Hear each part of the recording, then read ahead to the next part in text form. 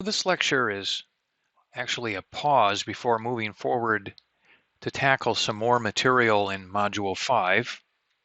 And during this pause, we want to look at some useful calculation tools, examine an example problem, an additional problem, and discuss some insights into dealing with what's called polyprotic acids. So the useful tools we'll discuss involve solving for pH using ice tables, which we've already done, but what we really want to ask here is, can we ever avoid using the quadratic formula? We'll look at an additional example problem, which basically illustrates how you sometimes have to do a little preliminary work to find the initial concentrations for an ice table. And finally, we'll discuss these insights into polyprotic acids, and polyprotic acids are acids that can donate more than one hydrogen ion. So let's start with our talking about solving for pH using ice tables and our question, can we ever avoid using the quadratic formula? And the answer is yes, or else we wouldn't ask the question. If the percent ionization is low for either an acid or a base, we're going to use acids as our illustrations here. If the percent ionization is low, and typically low means less than 5% percent ionization, it is often possible to avoid the use of the quadratic formula without significant loss of accuracy by making a simplifying assumption. Well, what is that simplifying assumption? Well, the assumption is that the change in concentration, which we always label X in an ice table, that change is very small compared to the initial concentration of the acid or the base. And again, in this case, we'll be discussing acids. The example in lecture 3 involving hypochlorous acid can illustrate this nicely. The example with hypochlorous acid in lecture 3 involved a 0.0351 initial concentration of hypochlorous acid, and we simply asked, if you started with that, how much would it ionize? What would the pH be at equilibrium? We were solving for X. And we set it up like this, and this all should look familiar. We'd have the mathematical expression x squared over 0.0351 minus x equals the Ka value of the acid. And when we went ahead and solved using the quadratic formula or put it into Wolfram alpha, at equilibrium we found that x equaled 0.000032435 molar, meaning the hydronium ion concentration was this. I'm using extra significant figures here, or I should say extra digits. The concentration of the unionized hypochlorous acid at equilibrium would of course be the initial concentration minus X, how much ionized. And in this case, it barely changes. You can see it goes from 0.0351 to 0.03507 molar. Again, I'm carrying extra digits to emphasize the very small change. The pH here was 4.49 based on the concentration of hydronium ion. And we could calculate the percent ionization here as being very small. You take X, divide by the initial concentration, multiply by 100, we got 0.0924%, so it barely ionizes. Well, let's assume that X is small, and again what we mean by that is, let's assume that if we take 0.0351, the initial concentration of the acid, and we subtract X, which is how much we say ionized, we're going to say that it ionized to such a small extent that when you subtract X from 0.0351, you still basically get a number very close to 0.0351. We've already proven that here by solving the quadratic. But let's just assume when we begin the math that's what's going on. So we say x is small compared to 0.0351. This would be the same concept as you being at a football game with 80,000 people and one person left. Effectively, there's still 80,000 people there. So that change was so small compared to the number of people there that effectively there's been no change. That's what we're assuming here. So when we set up the calculation, we've got this expression, which we had up here, but we are going to assume that that's very close to just x squared over 0.0351, because we're assuming 0.0351 minus x is very close to 0.0351. We set that equal to the Ka. Now we have a problem that can be solved without using the quadratic. Now I may have skipped a step or two here, but what I did was I cross-multiplied here to get a result, which would be here. And then I took that, set it equal to x squared, and then took the square root of both sides. So the x would turn out to be the square root of this number.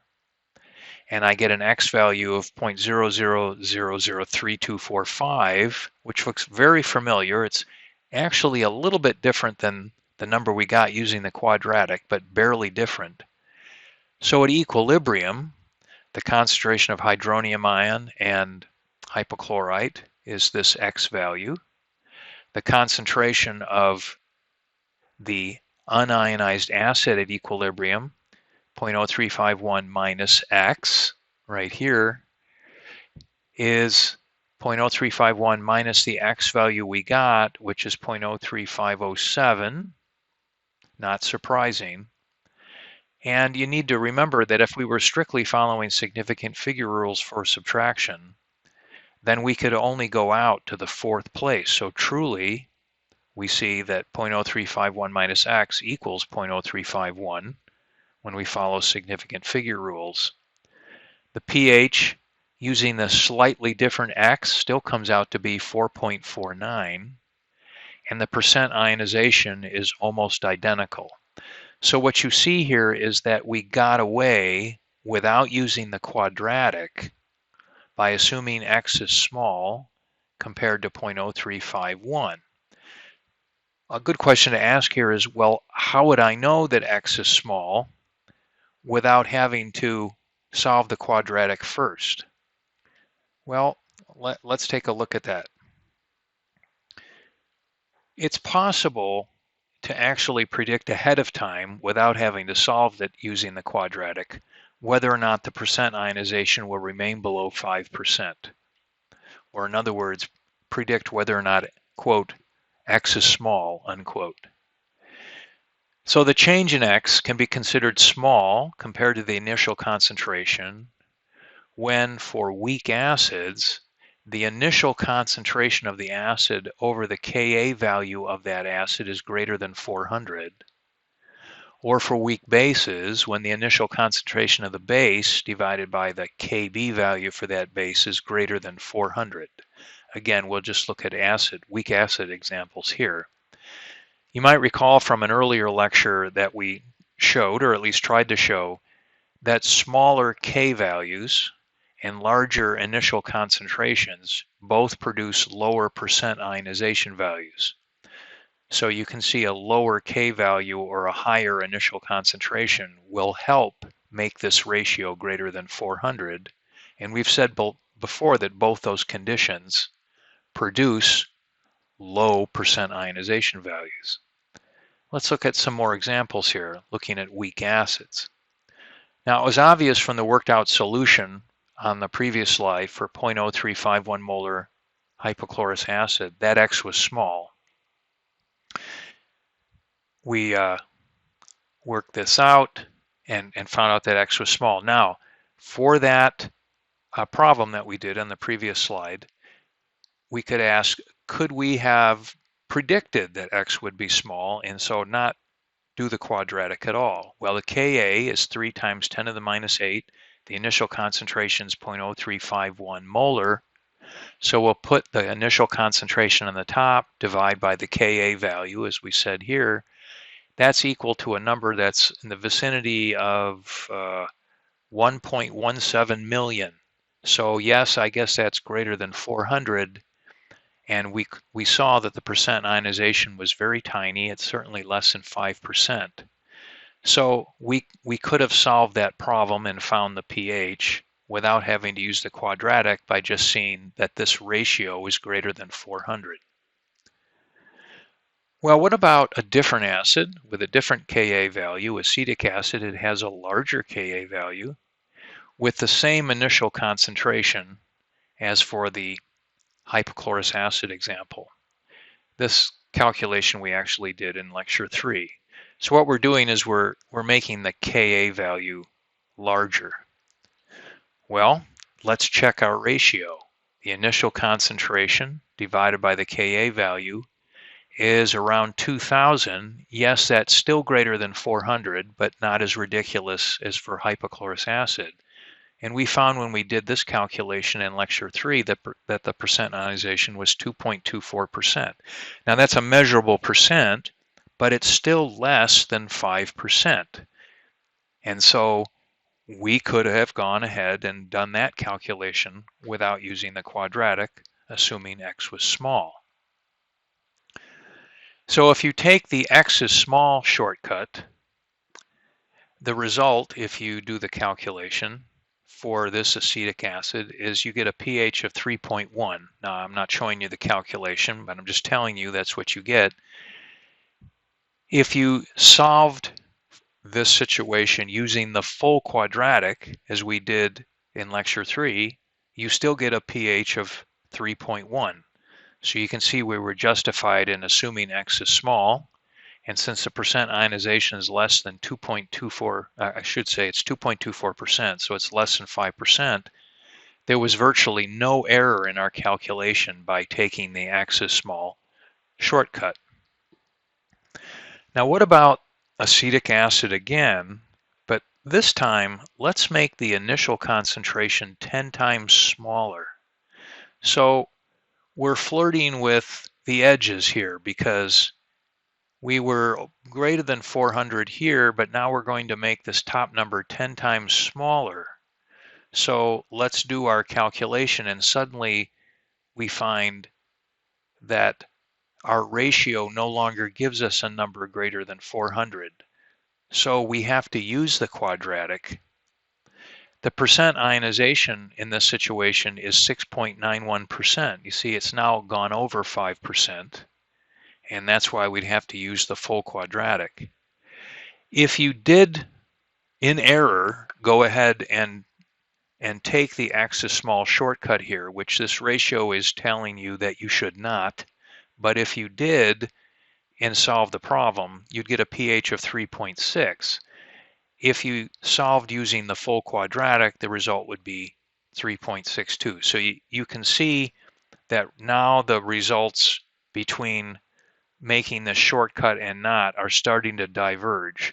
And so that's why we've set up this ratio that helps us predict when we would go over 5% ionization and we'd be stuck using the full quadratic.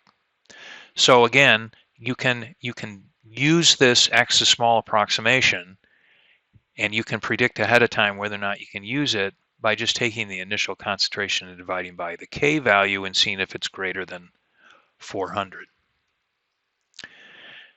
Now here's an example problem, which we talked about in the first slide that we were going to discuss. And it's simply an illustration of how sometimes you have to do a little preliminary work to find the initial concentrations for an ice table. So here's the situation.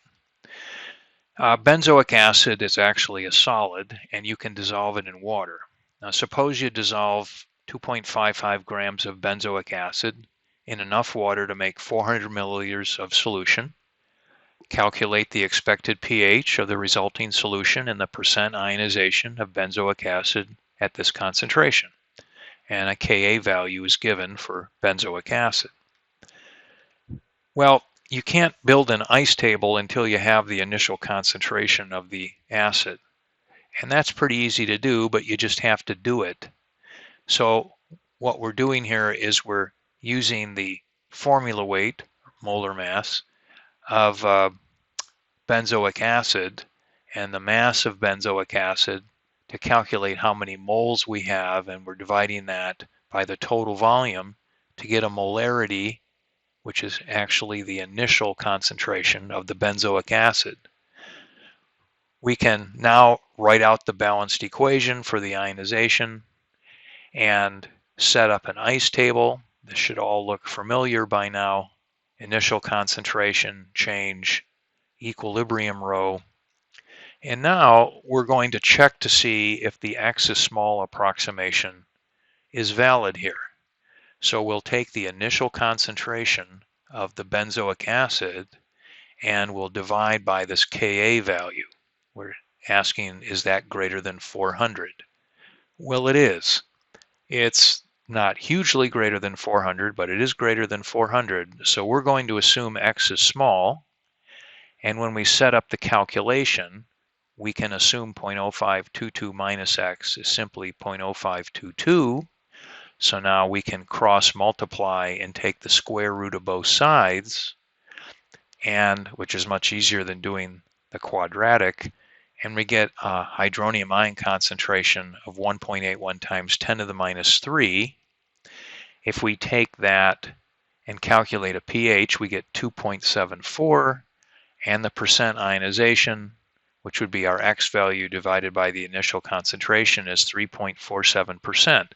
Now it's getting closer to 5%, which makes sense because our value here when we did our calculation was getting closer to 400, but it was still over 400.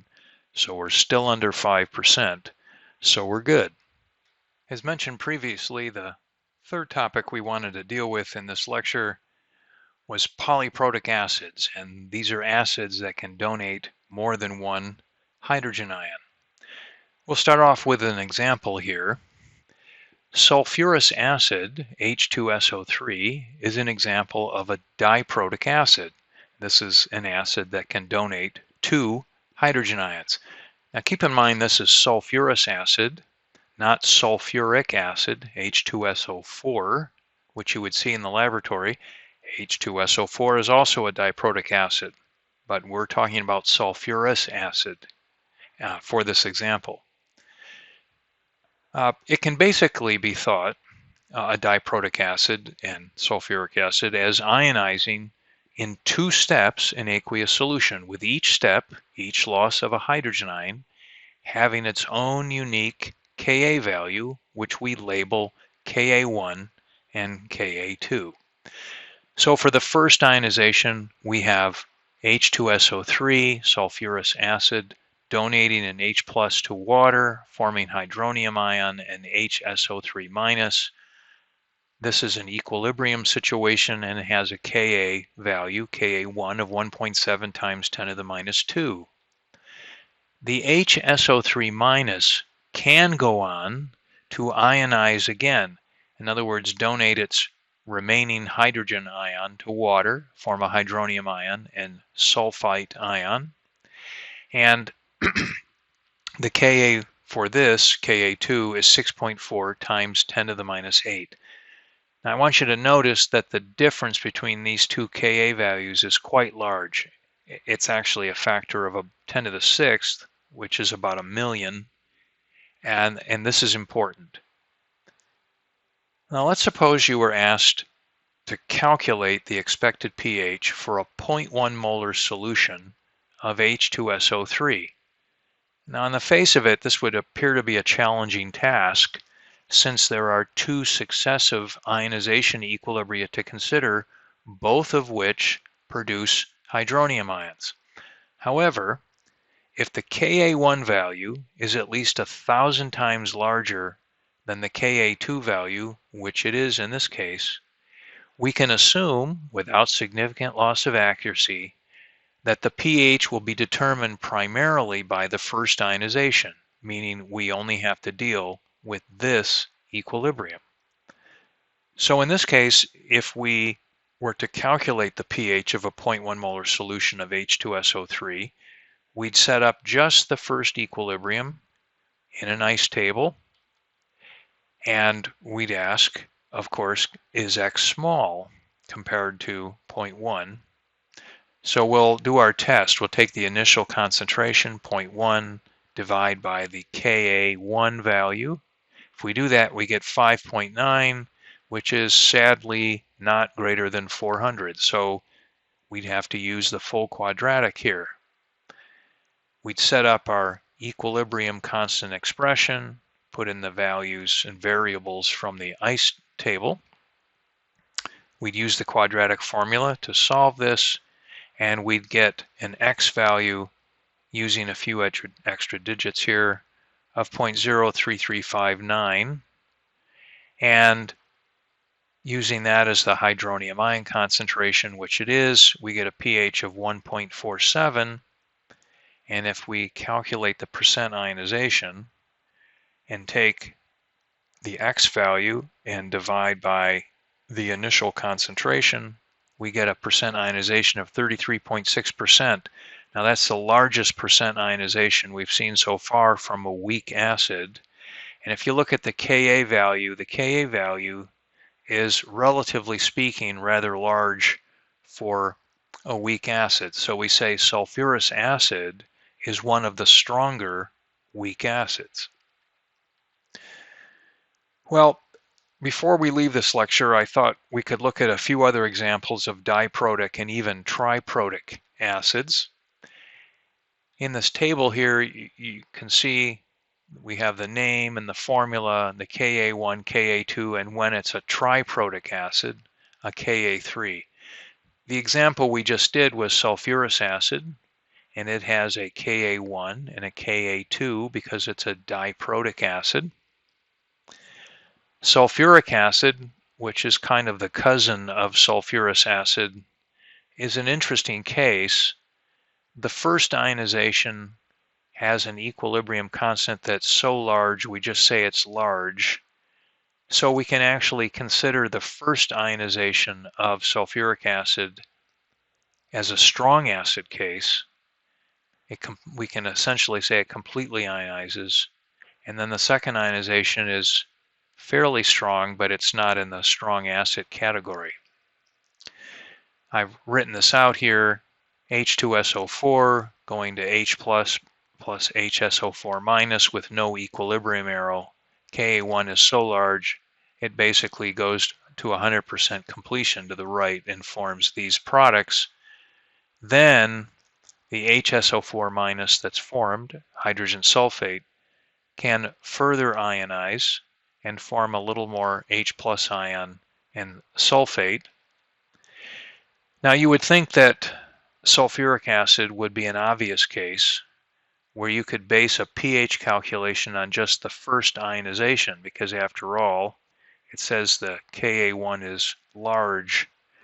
However, you'll notice that large is not all that descriptive besides it being large. And so we really don't know how much larger it is than Ka2. And in reality, it turns out that for precise work, you cannot ignore the second ionization for sulfuric acid. Sulfuric acid is a funny case. Let's look at some other examples here. Tartaric acid is an example of a weak diprotic acid where you cannot easily separate the first ionization from the second ionization. You'll notice that the Ka1 and Ka2 are not a factor of 10 to the third difference. And we can just briefly mention some of these other interesting acids here. Ascorbic acid is a diprotic acid. Ascorbic acid, of course, is vitamin C. Carbonic acid is what's formed when you bubble CO2 into water. It has, of course, 2 Ka values because it's a diprotic acid. Citric acid, found in citrus fruits, and is an intermediate in the citric acid cycle. Has, of course, 3 Ka values because it's a triprotic acid. Oxalic acid is an interesting beast. It's a diprotic acid. Here's the 2 hydrogen ions that it loses. It's also quite poisonous. It's present apparently in fairly high concentration in rhubarb leaves. So when you eat rhubarb, don't eat the leaves. So in this course, the good news is you will not be asked to calculate pH values for solutions of polyprotic acids where the successive ionizations cannot be easily separated.